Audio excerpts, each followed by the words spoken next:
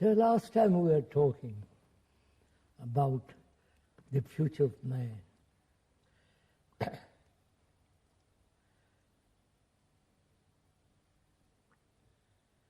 All the psychologists, as far as I can understand, are they really concerned with the future of man? Or are they concerned with the human being conforming to the present society, or going beyond that? Well, I think that most psychologists evidently want the human being to conform to this society, but I think some psychologists, some of whom will be listening to us, are thinking of going beyond that to transform the consciousness of mankind.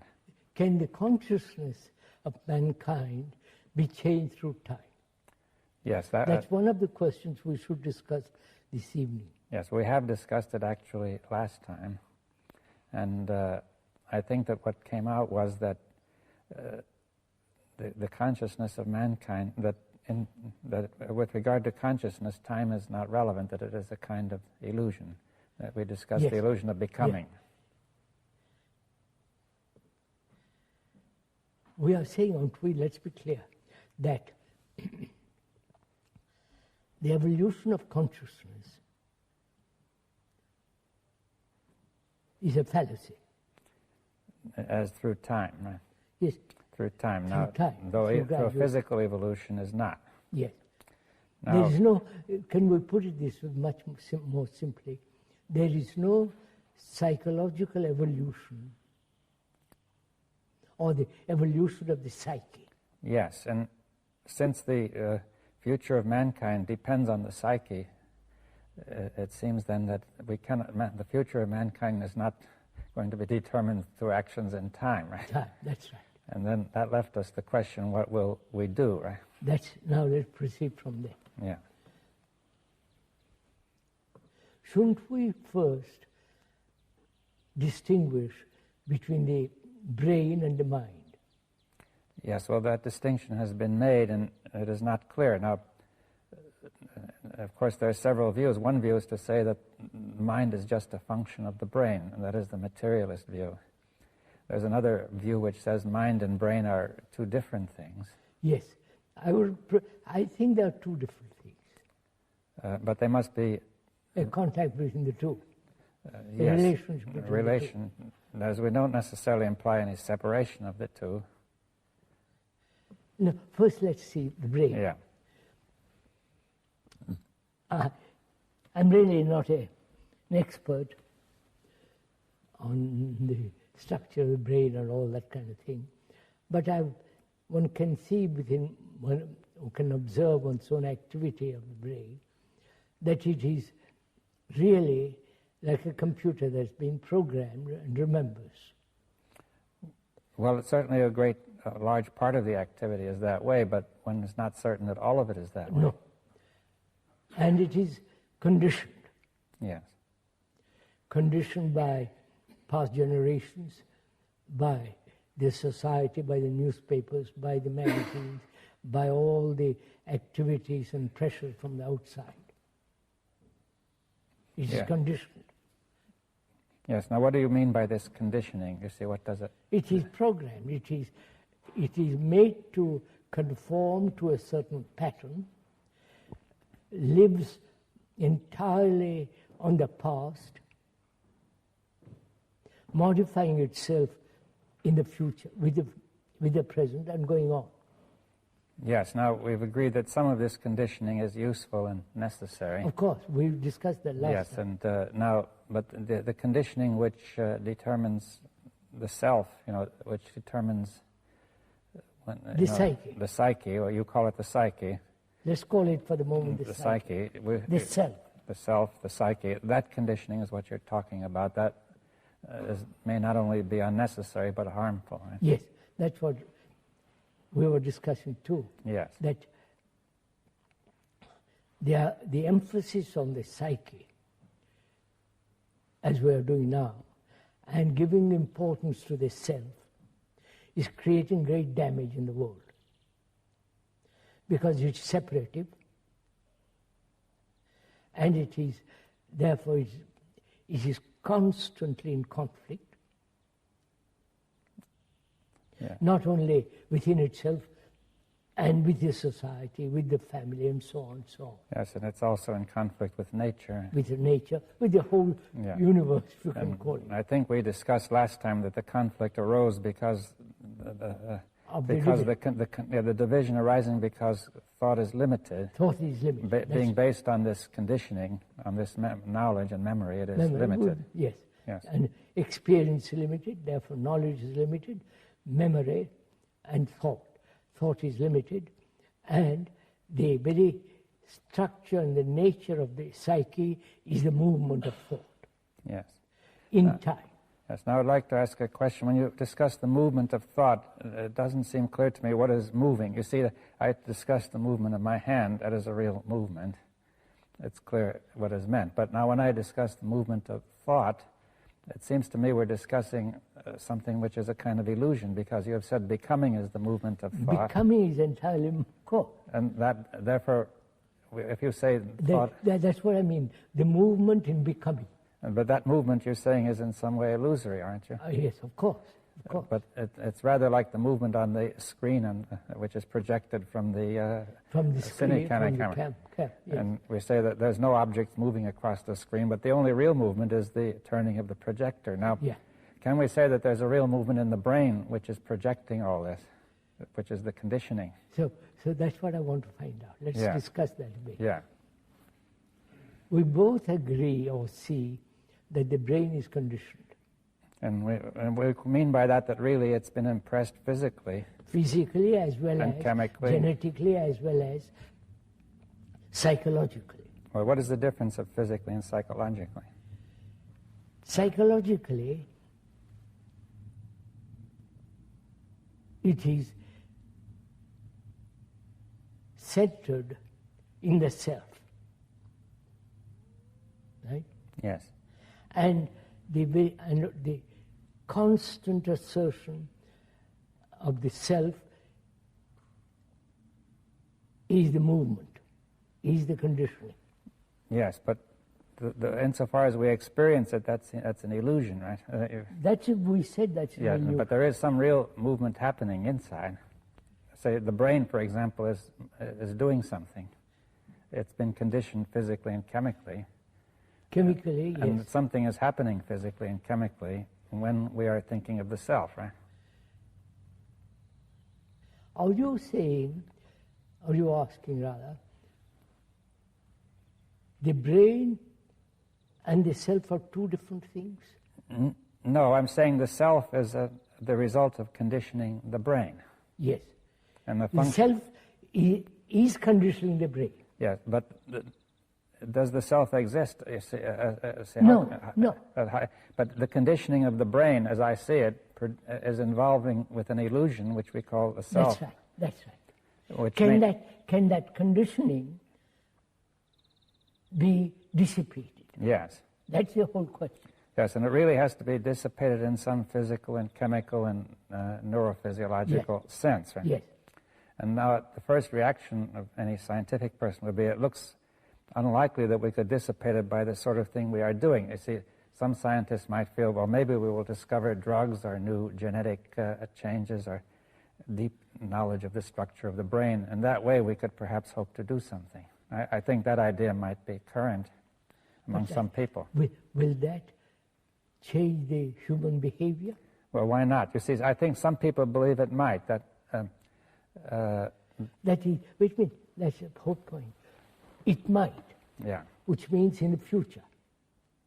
Yes. It would take time to discover all this.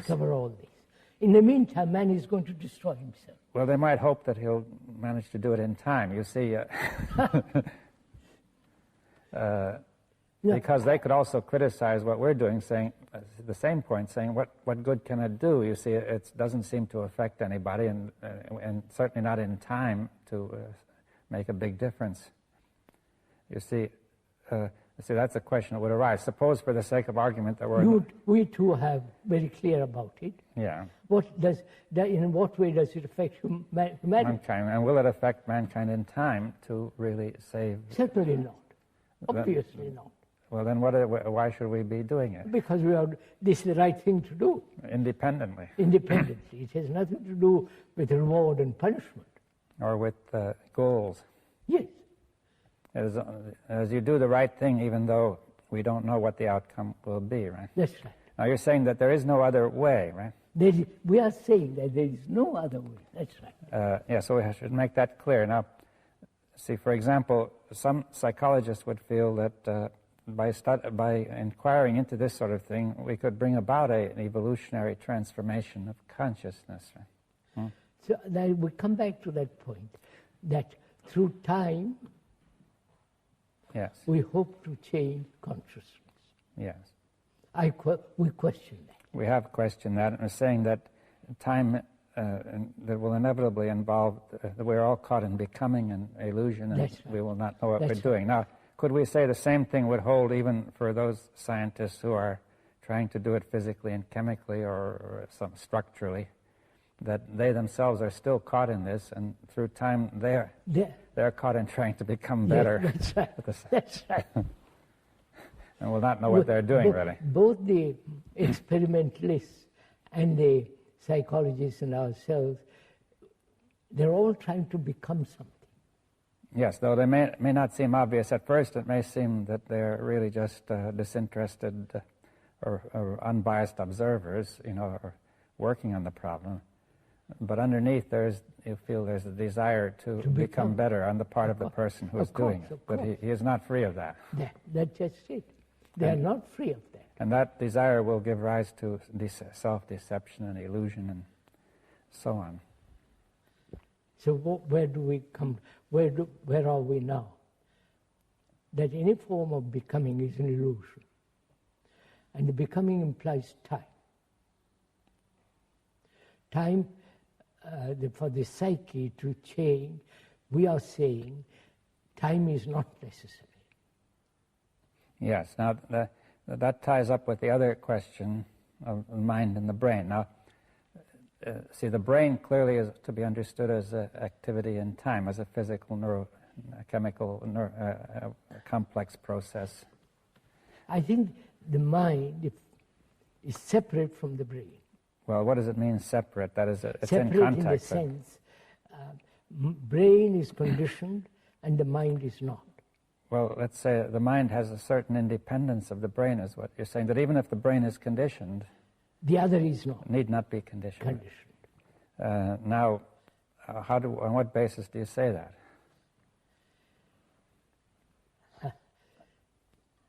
No, let's begin not on what basis do I say. Or what makes you say it, right? As long as one's brain or the brain is conditioned, it's not free. Yes. And the mind is free. Yes, that's what you're saying. Now, see, the brain not being free means it is not free to inquire in an unbiased way. And let's go inquire, what is freedom? Yeah. Freedom to inquire, as you point out, freedom to investigate, and it's only in freedom there is deep insight. Yes, that's clear, because if you're not free to inquire in any, if you are biased, then you're limited. Limited. In an arbitrary way, no. So, as long as the brain is conditioned, its relationship to the brain, to the mind, is limited. Yes, now we have the relationship of the brain to the mind here, yes. Now, or is it, and also the other way around, right? Yes.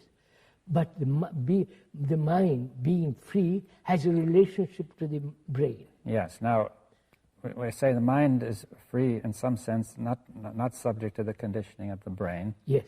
Now, one could ask a question, what is the nature of the mind? For example, I could ask, is the mind located inside of the body, or is it in the brain? No, it's nothing to do with the body or the brain. Has it to do with space or time? Space, just a minute, space, wait a minute, has to do with space and silence. These are the two factors. But not time. Right? Not time. Time belongs to the brain. All right, now what you say space and silence. Now, what kind of space? It is not the space in which we see light moving. No, space. Let's look around it the other way. Thought can invent space.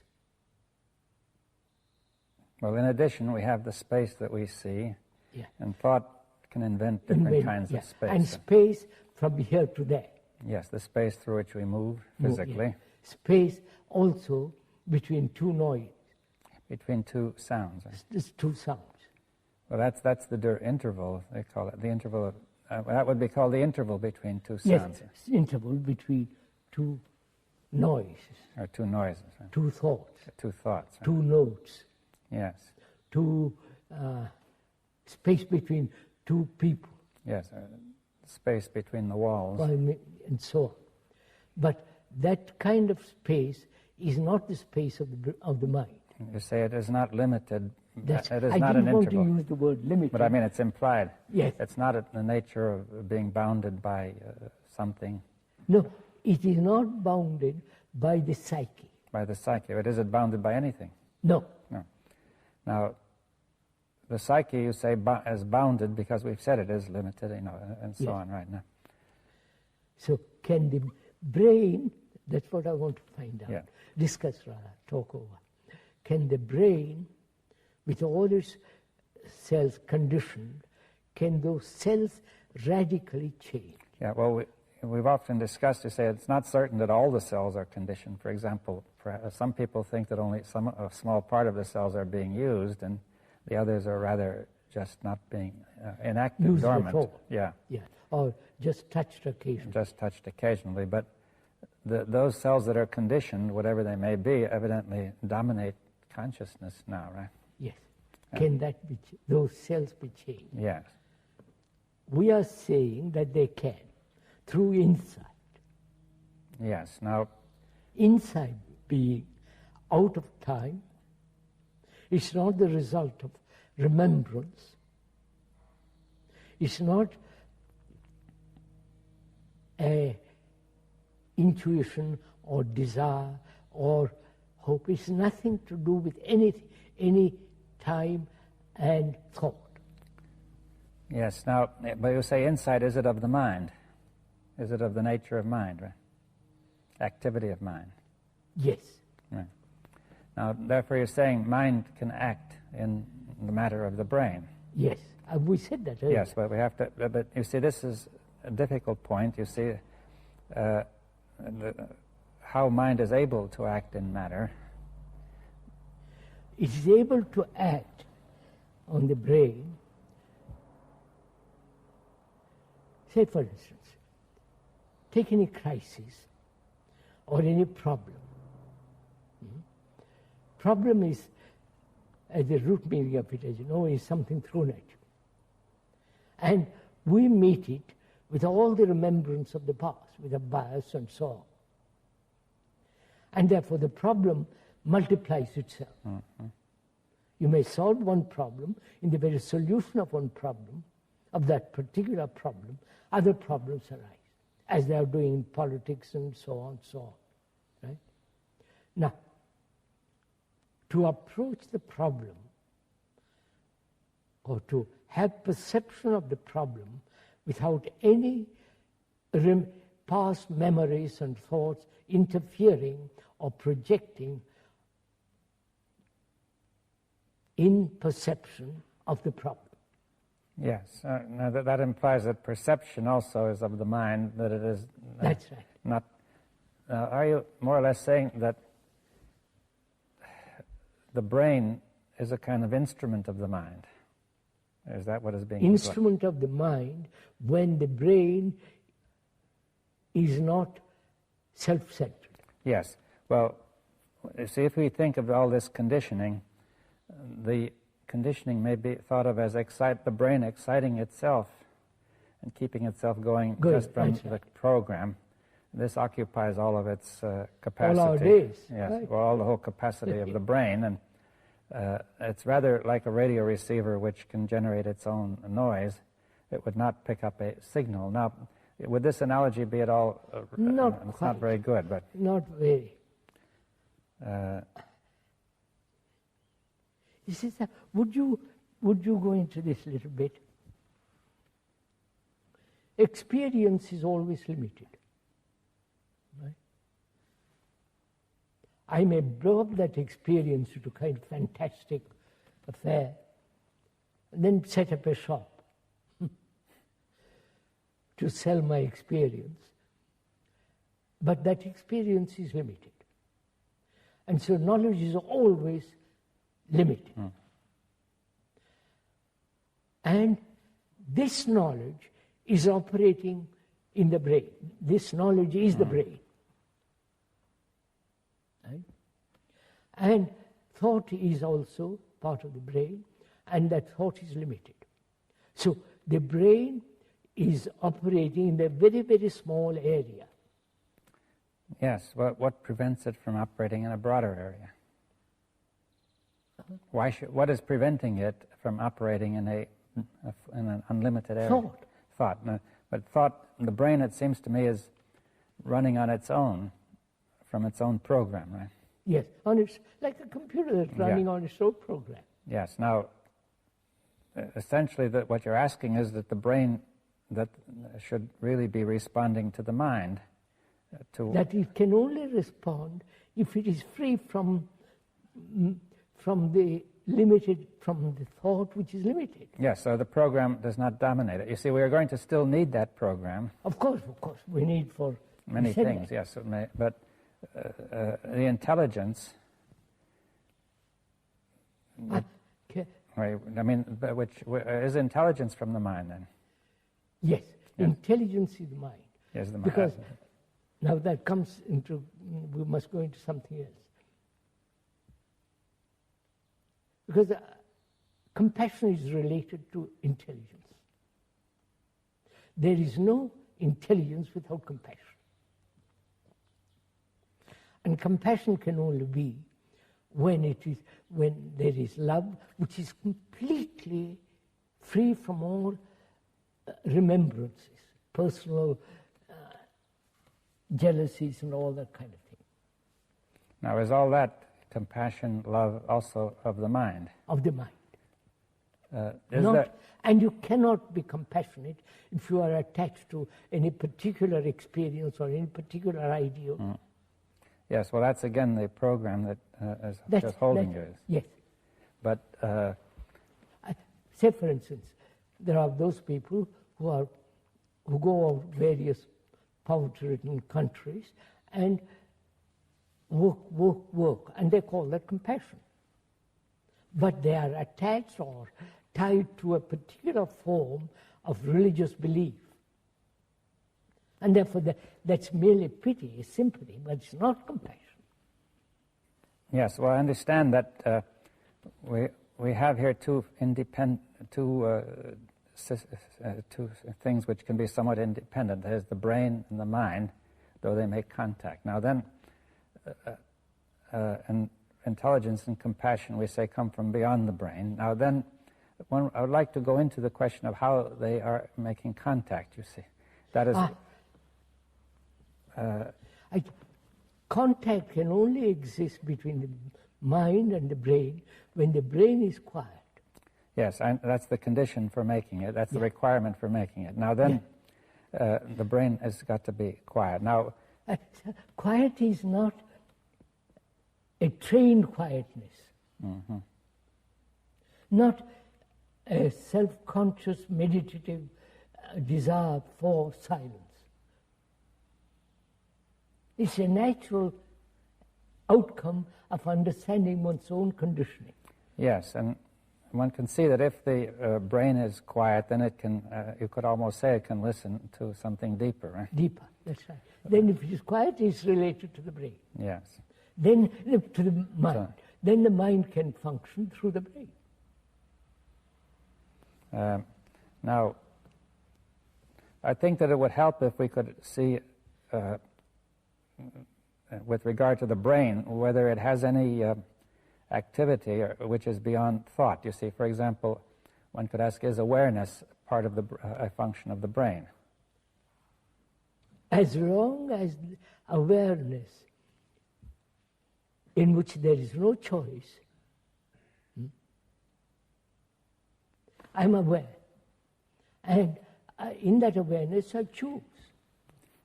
Yes, well, I think that may cause difficulty. You see, what is wrong with choice? Choice means confusion. It's not obvious just from the word. You see that. Of course, to choose between two things.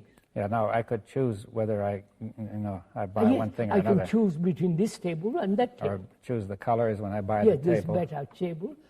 That's not so. That apparently need not be confused.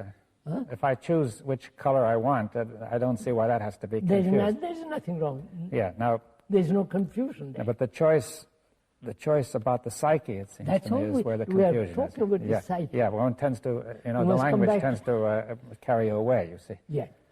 And we're talking of the psyche that chooses. Yes, that chooses to become, really. Yeah, chooses to become, and also choice exists where there is confusion. Yes, well, you're saying out of confusion, the psyche makes a choice to become one thing or another, right? That being confused, it tries to become something better. Right? And choice implies a duality. Yes, but now it seems at first sight we have another duality you've introduced, which is the mind and the brain. No, that's not a duality. Yeah, well, that's important to get clear. That's not a duality. Yes, what is the difference?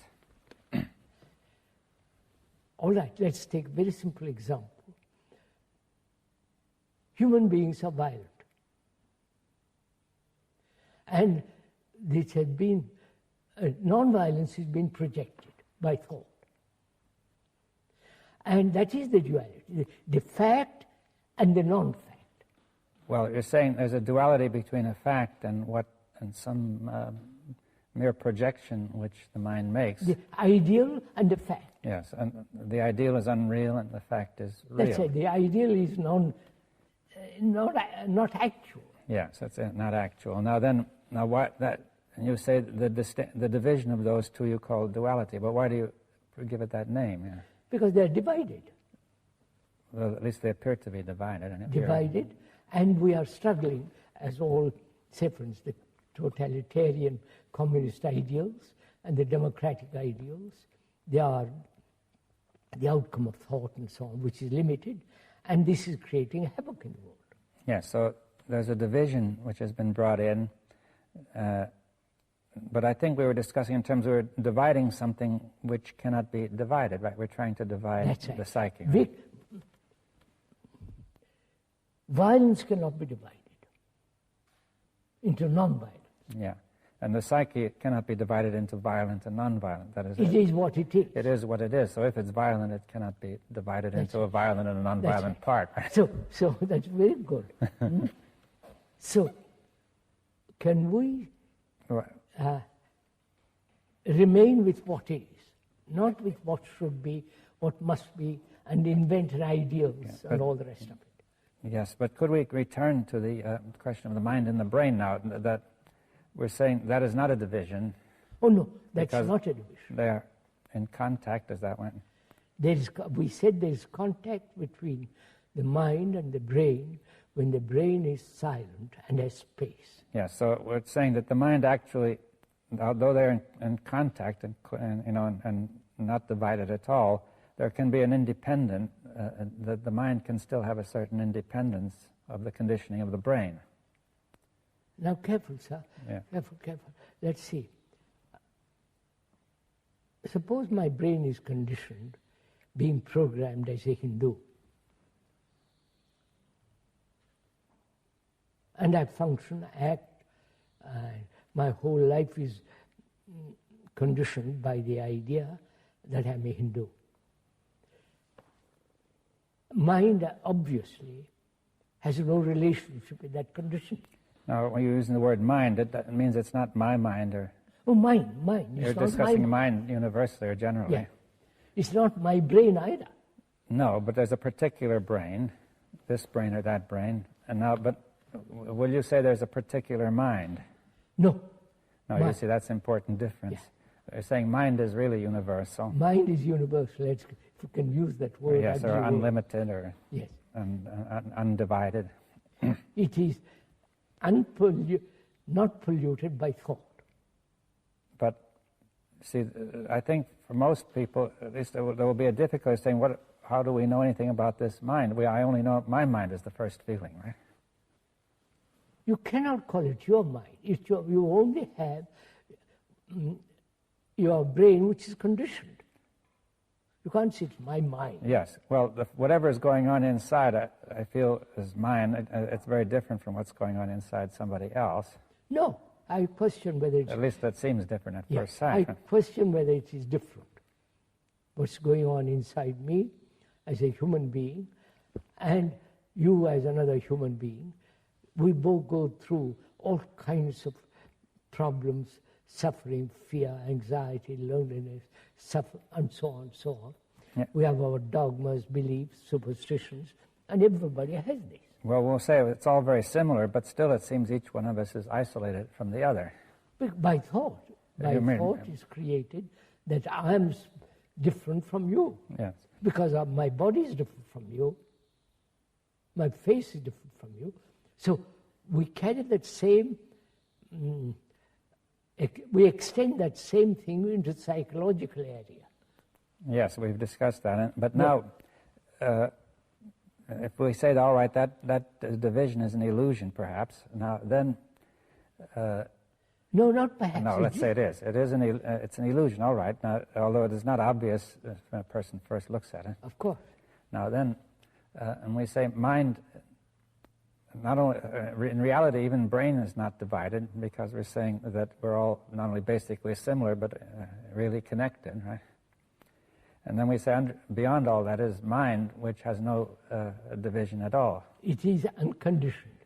Yes, it would almost seem to imply then that insofar as a person feels he is a separate being, he has very little contact with mind, right?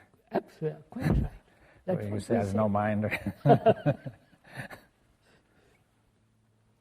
That's why it's very important to understand, not the mind, but my conditioning. Mm-hmm. Then whether that my conditioning, human conditioning, can ever be dissolved. That's the real issue. Yes. I think that, still the mind, we won't call it the mind, but a human being considers always what is the meaning? See, I think we want to understand the meaning of what is being said. You see, that we have a mind that is universal, that is in some kind of space, you say. Or is it its own space? It is not in me or in my brain. But it has a space. It lives in space. It lives in a space, right? And silence. And silence. But it's the space of the mind, right? It's not a space like this space. No. And that's why we said space is not invented by thought. Yes. Now, is it possible then to perceive this space when the mind is silent? To be in contact with it? Not perceive. When the brain is. Let's see. You're asking a question whether the mind can be perceived by the brain. Or at least somehow be aware, an awareness or a sense. Yes. And we are saying yes. Through meditation. You may not like to use that word. Well, I don't mind. I think it is possible to bring about, she said that's the difficulty. When we use the word meditation, it's generally understood there's always a meditator meditating. The meditation is really an unconscious process. It's not a conscious process. Well, and how are you able to say that meditation takes place then if it's unconscious? It is taking place when the brain is quiet. Well, you mean by consciousness all the movement of thought? Yes, movement of thought. With feeling, desire, will, and all that goes with it, right? But there's a kind of awareness still, isn't there? Oh, yes. Yes. See, it depends what you call awareness. Yes. Awareness of what? I don't... possibly awareness of something deeper, I don't know.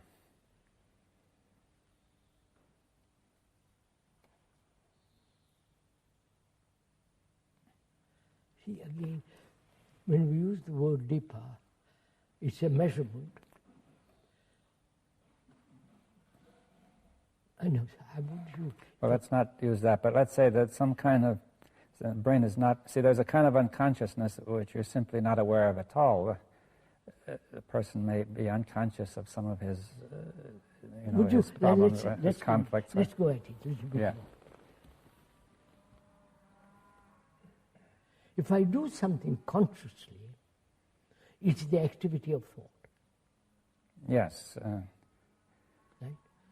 Yes, it's thought reflecting on itself. It's the activity of thought. Now, if I consciously meditate, practice, do all this kind of what I call nonsense, then you are making the brain conform to another series of patterns. Yes, it's more becoming. It's more of becoming.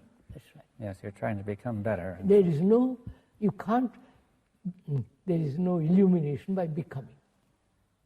You can't be illumined, if I can use that word, by saying I'm going to be a chief. Yes, but now it seems very difficult to communicate something which is not conscious, you see that. That's the difficulty. But it's not just being knocked out, or a person is unconscious if he's knocked out too, but you don't mean that. No. Or under anesthetic, or... No, let's put it that way. Conscious meditation, conscious activity to control thought, to free oneself from conditioning, is not freedom. Yes, I think that's clear, but now it becomes very unclear how to communicate what else, you see that. Wait a minute, how can I tell, you want to tell me what lies beyond thought? Or when thought is silent. Silent. What words would you use? Well, I suggested the word awareness.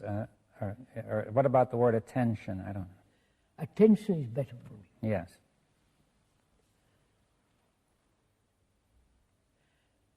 Would you say attention? In attention, there is no center as the me. Well, in the kind of attention you're discussing, I mean, there is a kind, which is the usual kind, where we pay attention because of what interests me, right? Attention is not concentration. Yeah, that is concentration. But now, we're discussing a kind of attention without this me present, which is not the activity of the conditioning. Not the activity of thought. Yeah. In attention, the thought has no place. Yes, but could we say more, what do we mean by attention? Now, would the derivation of the word be of any use? It means stretching the mind towards something. Would that help? No. Would it help if we say concentration is not attention? Right? Effort is not attention. When I make effort to attend, it's not attention. Attention can only come into being when the self is not.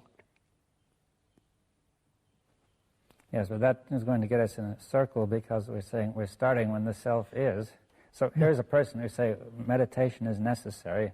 He begins with the self. He says, I'm here. No, I use the word carefully. Meditation means measure. Yes. As long as there is measurement, which is becoming, there is no meditation. Yes. Let's put it that way. Well, we can discuss when there is not meditation. That's it. Through negation, the other is. If we succeed in negating the whole activity of what is not meditation, you say then meditation will be there. Yeah, that's right. But that which is not meditation, but which we think is meditation. Right? Yes, that's right. That's very clear. As long as there is measurement, which is the becoming, which is the process of thought, meditation or silence cannot be. And you say, now in there's this undirected attention, and this attention, is it of the mind, or is it a Attention is of the mind. But it contacts the brain, doesn't it? Yes, we said that. As long as the brain is silent, the other has contact. Yes, that is, this true attention has contact with the brain when the brain is silent. Right? Silent. And has space. What is the space? The brain has no space now because it's concerned with itself, it's programmed, it is self-centered, and it is limited. Yes. Now, would you say the brain, in addition, the mind is in its space? Now, does the brain have a space too? Limited space. A limited space. Of course, thought has a limited space. But still, but when thought is absent, does the brain have a space? That's right. Does it? Brain has space, yes. Unlimited? No. It's only mind has unlimited. Ah.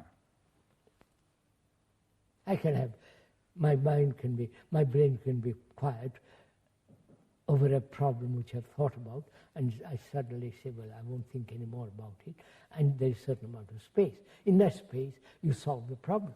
Yes. Now, if the mind is silent, and is not thinking of a problem, then there's still the space is limited, though.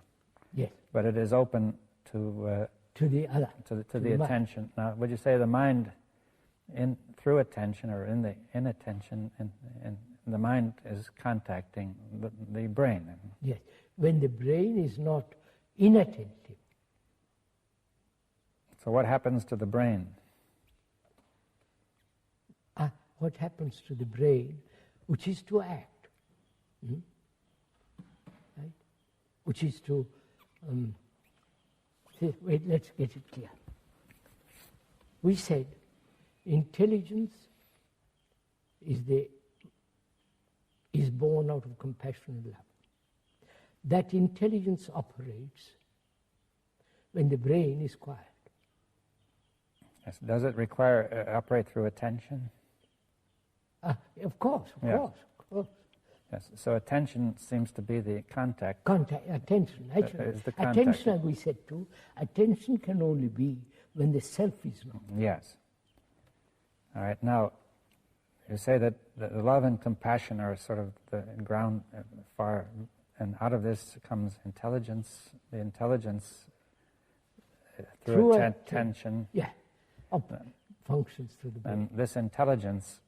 So let's say there are two questions. One is the nature of this intelligence, and the second is what does it do to the brain? You see. Yes. So let's see.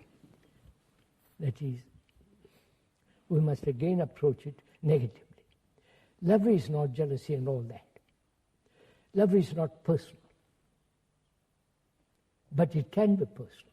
Well, then it's not what you're talking about. Yes. Love is not my country, your country, my God, I love my God. No, it's not that. Well, if it's from a universal mind. That's why I say love is something, it has no relationship to thought. Yes, and to particular, it does not start in the particular brain, right? Originate in the particular brain. Right? It's not my love. Yes. When there is that love, out of that there's compassion and there's intelligence. Yeah. Now this intelligence, right? We have to, the nature of this intelligence. That is what this intelligence is able to, if I could use the word understand deeply. I don't feel what. No, not understand. Well, what something. Wait, let's look at. Let's see. What will it do? Does it perceive? Through perception it acts. Yes. Now, what is that? But see,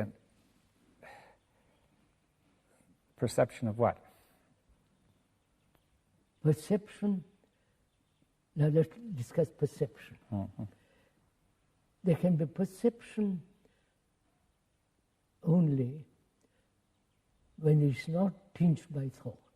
When it's not tinged or when there is no interference from the movement of thought, there is perception, which is direct insight into a problem. Yes. Now, or into human complex. Yeah. Now, this perception originates in the mind. Does the perception originate in the mind? Let's look at it.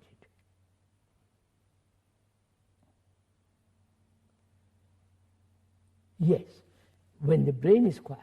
Yes. Now, but what is, we use the words perception and intelligence. Now, how are they related, or what is their difference? Between perception and intelligence? Yes. None. No. So we'll say intelligence is perception. Perception, that's right. Intelligence is perception of what is, right? And through attention, So there's contact. Let's take a problem, and it's probably easier to understand.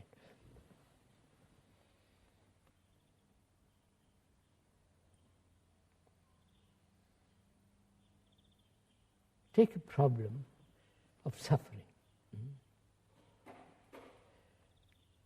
Human beings have suffered endlessly through wars, through every kind of disease, physical disease, and through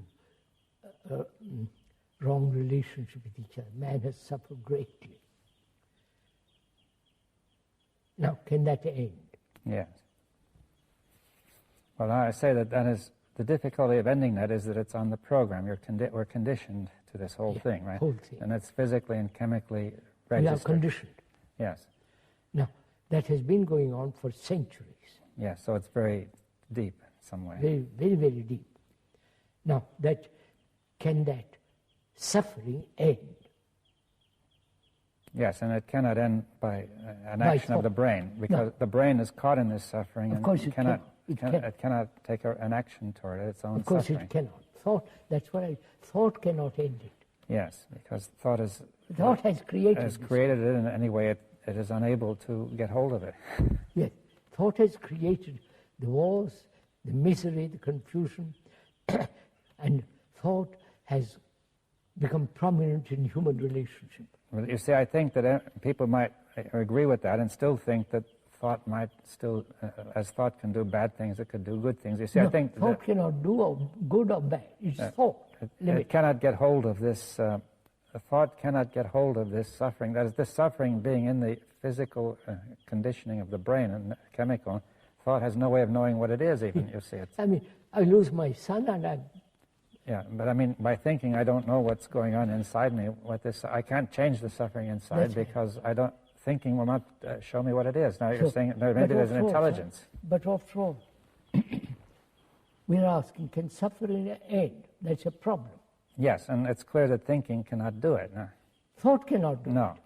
All right, now because that's the point. We've got if all have that. an insight into it. Yes. Now this insight will be the action of the mind, through intelligence and attention. When there is that insight, intelligence wipes away suffering. Yes. Now you're saying that therefore there is a contact from mind to matter which removes the whole physical chemical structure, which keeps us going on with suffering. In that ending, there's a mutation in the brain cells. Yes. We discussed this some years ago, this question. Yes, but that mutation just wipes out the whole structure that makes you suffer. Right? Therefore, it's like I've been going along a certain tradition. I suddenly change that tradition. There is a change in the whole brain, which has been going north, and now it goes east. There is Yes, well, of course, this is a radical notion from the point of view of traditional ideas in science, because if we accept that mind is different from matter, then it's hard. People would find it hard to say that mind would actually. Mind, after all, is, would you put it? Mind is pure energy. Well, we could put it that way. But say matter is energy too. Yes, therefore, matter is limited. Thought is limited. Yes, well, but we're saying that the pure energy of mind is able to reach into the limited energy of matter. Yes, that's right. And change the limitation. Yes, to remove some of the limitation. Right. When there is a deep issue or problem, which is, or a challenge which you are facing. Yes, so we have thought, yes, so, and we would also add that all the traditional ways of trying to do this cannot work, because it hasn't worked. Well, that's not enough. We have to say, because people still might hope it could. You see, it cannot actually. It cannot. Because thought cannot get at the basis of its own physical, chemical basis in the cells and do anything about those cells. Yes, sir. We've said that very clearly. Thought cannot bring about a change in itself. Yes, and yet practically everything that mankind has been trying to do is based on thought. Right? Thought. And there is a limited area, of course, where that's all right, but we cannot, therefore, as we said, we're discussing before, do anything about the future of mankind from the usual approach. So look, that's what when you listen to the politicians who are so very active in the world, they are creating problem after problem. And to them, thought is the most important thing, ideas. Well, nobody, generally speaking, nobody can even know of anything else. You see that? Exactly. We are saying the only instrument which is thought is worn out, except in certain areas.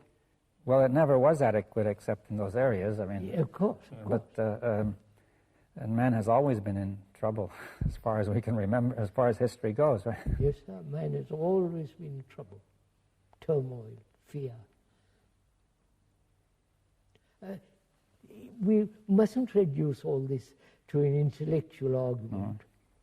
But as human beings, facing all the confusion of the world,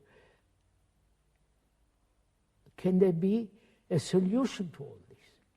Yes, well, and that comes back to the question I'd like to repeat, that it seems here there are a few people, who are talking about it and perhaps meditating and so on, but how is that going to affect this vast current of mankind? Probably very little. But see, I think... Why do you will it affect? It might or it might not. It might not. It might or it might not. Might not. Yes. But then one puts that question, then what's the use of it? Yes, that's the point, that I think there's an instinctive feeling that makes one put the question. Yes. I think that's a wrong question. But it's a wrong question. You see, that is, the first instinct is to say, what can we do to stop this tremendous catastrophe? Yeah. But if each one of us, whoever listens, sees the truth of this, the thought in its activity, both externally and inwardly, has created terrible mess, great suffering, then one must inevitably ask, is there an ending? Is there an ending to all this? If thought cannot end it, what will? Yes. What is the new instrument that will put an end to all this misery? See, there is a new instrument, which is the mind, and so on and so on. Yes. Which is intelligence. But you see, the difficulty is also people won't listen to all this. They have come to definite conclusions, both the scientists and the ordinary layman like us. They won't listen. Yes, well, that is the sort of point I had in mind when I said that a few people don't seem to have much effect. I think, after all, few people have changed the world. Hitler was whether good or bad, that's not the point. But he didn't change it fundamentally. No, he had changed the world superficially. Yeah. The revolution of the Bolsheviks, the communists, has changed, but they come to the same pattern again. Physical revolution has never changed psychologically human state.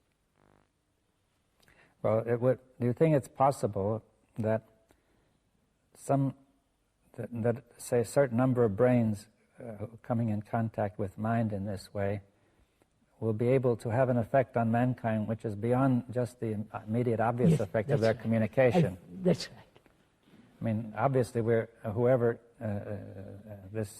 does this may communicate in the ordinary way, and that have a small effect.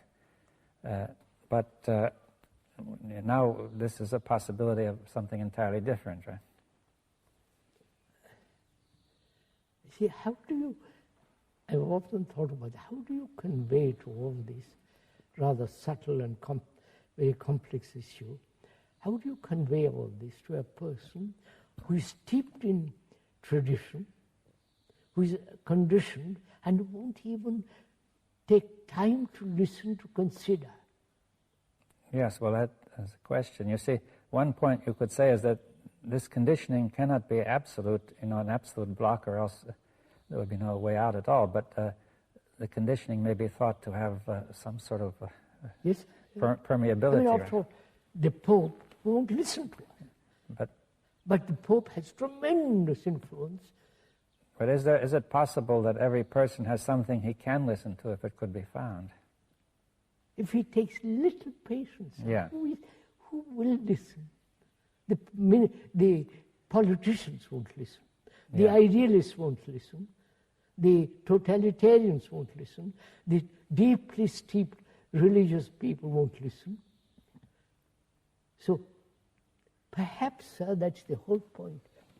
So-called ignorant person, not highly educated and conditioned in his professional career, money, the poor man who says, I'm suffering, please let's end that. Well, but he doesn't listen either, you said. He wants to get a job, you know. Yeah, of course. He said, feed me first. We have been through all this for the last 60 years. The poor man won't listen, the rich man won't listen, the learned won't listen, and the deeply dogmatic religious believers don't listen. So that perhaps it's like a wave in the world, it might catch somebody. I think it's a wrong question to say, does it affect? Yes, all right. We say that brings in time, and that's becoming, it brings in the psyche in the process of becoming again. But if you say it must affect mankind. Well, but are you proposing that it affects mankind through the mind directly rather than... Yes. That we're taking very seriously this... It may not show immediately in action. Yes, you're taking very seriously what you said, that the mind is universal and is not located in our ordinary space. Yes. Is not separate. It is not... He said there is a danger in saying this, mind is universal. That's what some people say, the mind. Mm-hmm. And it's become a tradition. Well, you can turn it into an idea, of course. Yeah, of course. That's just the danger of it. That's what I'm saying. Yes. But what you're saying is that, really the question is, we have to come directly in contact with this to make it real, right? That's it. They can only come into contact with it when the self is not, to put it very, very simply. And therefore, when the self is not, there is beauty, there is silence, space, then that intelligence which is born of compassion operates through the brain. It's very simple. Yes.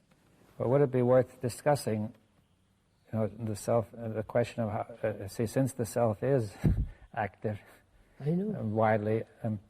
But that's our long tradition of many, many, many centuries. Now, is there some aspect of meditation which can be helpful here when the self is acting? See, suppose this person says, "Okay, I'm caught in the self, but I want to get out, but I want to know, what shall I do?"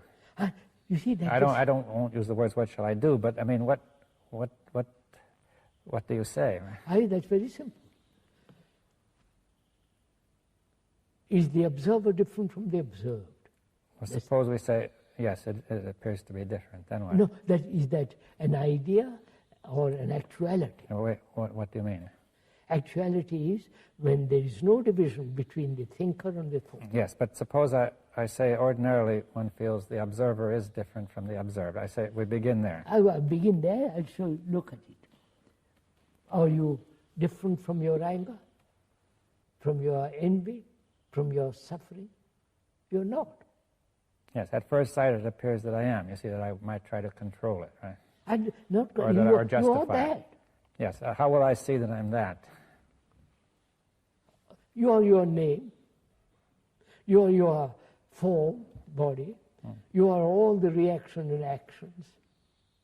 You are the belief, you are the fear, you are the suffering and pleasure. And all. You are all that. Yes, but the first experience is that I am here first, and that those are properties of me. They're my qualities, which I either have or not have. I might be angry or not angry. I might have this belief or that belief. Contradictory, you're all that. But you see, it's not when you say I am that, do you mean that I am that and cannot be otherwise? No. At present, you are that. It can be totally otherwise. Yes, okay. So I am all that, rather than saying, as I usually do, that I'm looking at those qualities. That's it. At least that I, the observer, I admit that I am anger, but I feel that I, as the observer, am not anger, but I'm an unbiased observer who is looking at anger. Of course. Now you're telling me that this unbiased observer is the same as the anger he is looking at. Of course. Of course. Like I analyze myself, and the analyzer is the analyzed. Yes, he's biased by what he analyzes. Of course. So if I watch anger for a while, I can see that I am very biased by the anger. Yes. And so at some stage I say, okay, I am the same. I am one with that anger, right? Not I am one with it, you are. I am. But that anger and I are the same, right? Yes. One. Observer is the observed. And when there is that actuality exists, you have really eliminated altogether conflict. Conflict exists when I am separate from my quality. Yes, that's because if I believe myself to be separate, then I can try to change it. But Change it, since I am that, it's that trying to change itself and remain itself at the same time. Right. That's right. But when the quality is me, the division has ended. Right? Yes, but when I see that the quality is me, then there's no point to the whole thing. No, right? no. Right. What happens before the quality is not me? Yes. Then in that there is conflict, either suppression, escape, and all the rest of it, which is a wastage of energy. When that quality is me, there is all that energy which has gone, which has been wasted, is there to look, to observe. But why does it make such a difference to have that quality being me? I'm showing you. Yes. Well, It makes a difference when there is no division between the quality and me. Yes, but when there's no perception of a difference, That's right. then the mind does not try to fight itself. Yes. Hmm? Yes. If there's an illusion of a difference, the mind must be compelled to fight against itself. Yes. The brain. The brain fights against itself, right? That's right. And on the other hand, when there's no illusion of a difference, the brain just stops fighting, right? Fighting, and therefore you have the tremendous energy. Yes, the brain's natural energy is released. Yeah. And when there is, which means energy means attention. Yes. Well, you say the energy of the brain allows for attention. For that thing to dissolve. Yes. Well, wait a minute, because we said before attention was a contact of the Yes, mind sir. and the brain. Now, but the brain must be in a state of high energy That's right. to allow that contact. Right? That's the same thing. Yes. I mean, a brain which is low energy cannot allow that Of contact. course not. But most of us are low energy because we are so conditioned.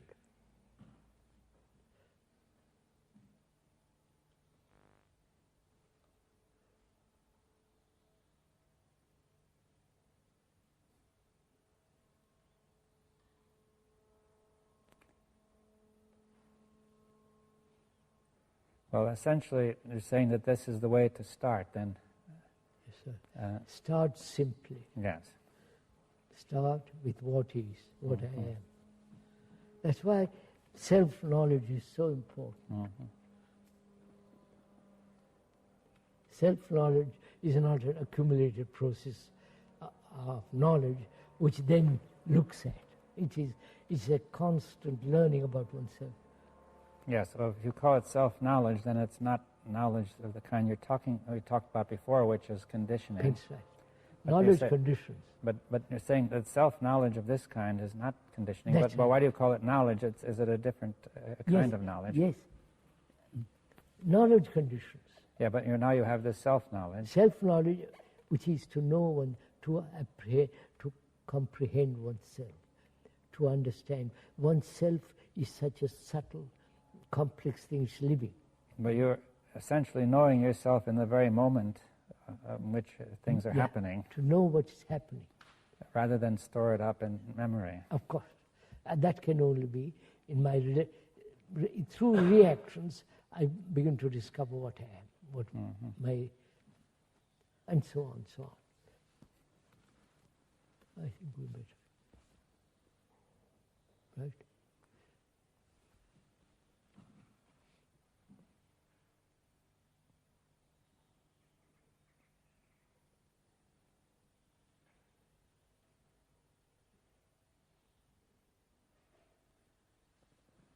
You're going tonight.